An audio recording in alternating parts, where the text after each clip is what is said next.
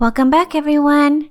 Today we are going to go straight in making the Tuscano soup because I am starving. Okay, so using a large soup pot, you're going to add about 2 tablespoons of oil to heat it up. And once the oil is hot, add the bacon bits in, stir it around a little bit, and then push it aside to the edge to make space for the sausages. Add and toss the sausage in, and of course loosen the ground sausage to saturate it and to incorporate with the bacons. Brown it a little bit, and then add about a tablespoon of the minced garlic in, and then give it a good stir to release that aroma from the garlic. Oh, it smells so good. Okay. And just making me more hungry. Now I'm going to toss in the diced onion. And once you toss the diced onion in, you want, again, incorporate all your ingredients by giving it a good stir. Mix it up. Okay. Once you're done mixing it up, go ahead and drizzle some salt and black pepper. And once you're done with that, of course, ground pepper is so aromatic. I love fresh ground pepper. Stir it again. And at this point, what you want to do is toss in the pre-sliced Brussels potatoes with the skin on. And this is how it looks like.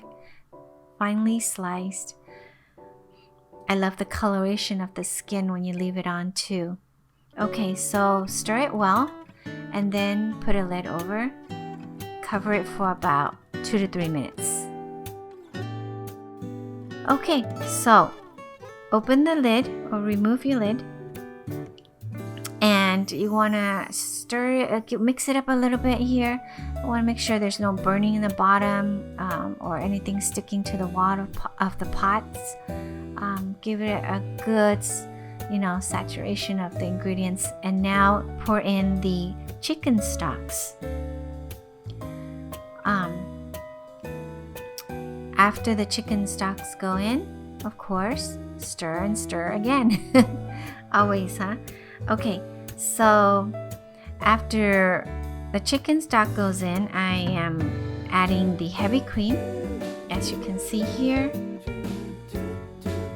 Now, once the heavy cream goes in and you mix it a little bit, go ahead and toss in the shredded carrots. Now, the shredded carrots is not just good for you, but it also gives the soup a beautiful, vibrant color. After this, cover it for a few minutes, and as you can see, once it brings to boil, remove the lids. And it smells so good. Go ahead and add the fresh curly kales in. And at this point, you can pretty much turn off the heat because the soup is so hot that it will cook the kales. Okay, so you are ready to serve at this point. You can choose to garnish with grated Parmesan cheese and serve it on a side breadstick. Oh, don't forget to like and subscribe below if you like this soup. And enjoy!